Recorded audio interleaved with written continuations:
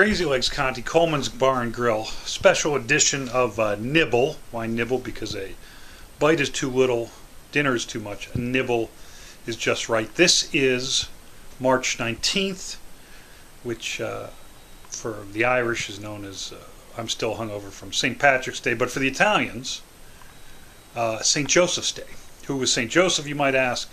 He is the husband of the Virgin Mary, and we're going to get to those in a minute. So he's the foster father of Jesus. And he's a saint. He's got his own day. There's lots of religious things I'm sure he did.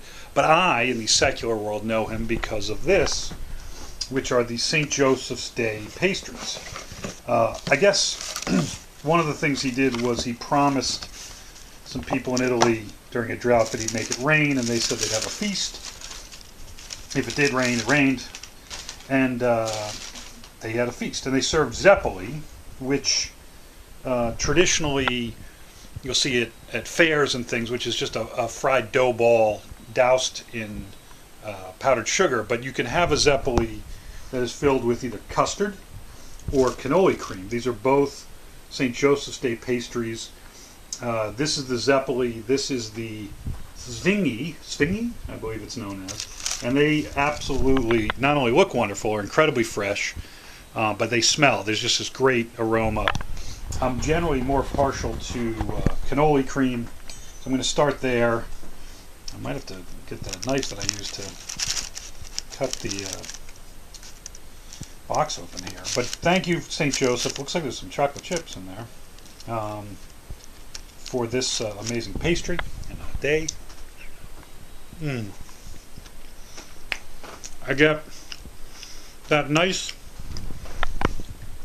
kind of texture of the pastry, kind of like a popover, much lighter and softer than a cannoli shell.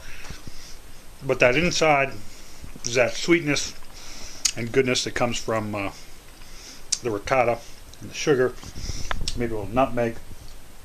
One thing that's interesting, I was talking to Lou at Lou DiPaolo at DiPaolo's.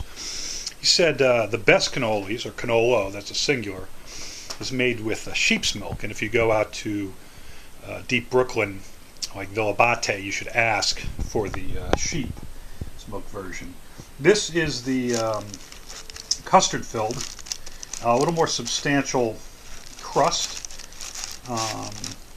And this is the zeppoli. You can see it almost looks like an exploded donut from Peter Pan's Donuts near the Nassau G-Stop. That's Tina Fey's favorite donut shop. I'm sure she's celebrating St. Joe's Day with some pastries. Ooh! I spoke too soon. I said I would always take cannoli cream over custard, but that custard is working for me. It's really nice. I mean, it's viscous. It's almost more like you get a really good butterscotch pudding. This is like a pudding. I guess that's a custard. Those are great. I think in Spain it might be Father's Day, but hopefully they're also celebrating with some pastries. But there you have it, the svingy, the zeppoli, St. Joseph's Day. This is from Venero's, which is now the remaining Italian place of note on First Ave, because sadly Di Roberta's closed. But somewhere in here, that's a little sorbet from Oddfellows, a little grapefruit sorbet. I have the last remaining cannoli.